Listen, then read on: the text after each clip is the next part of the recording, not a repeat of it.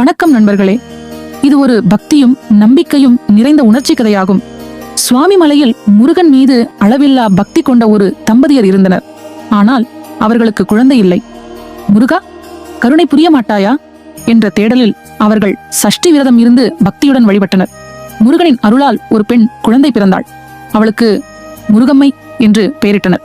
முருகனின் திருநாமமே அவளது மூச்சு போல.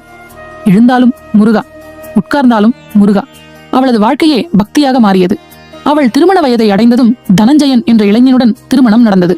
அவள் நேர்மையாக அனைவரிடமும் பணிவுடன் வாழ்ந்தாள். ஆனால் இந்த மகிழ்ச்சியை சிலர் பொறுக்கவில்லை. தனஞ்சயனின் சகோதரி சுழலும் பசிக்கே நசுங்கும் பொறாமையுடன், அவள் எல்லாம் உன்னை சுருட்டி விடுவாள் என்று மாமியாரிடம் சொன்னாள். பொறாமையின் விதைகள் விதைக்கப்பட்டன. மாமியாரும் நாத்தனாரும் பழிவாங்க திட்டமிட்டனர். வியாபாரத்தில் நஷ்டம், வெளிநாட்டு வேலை.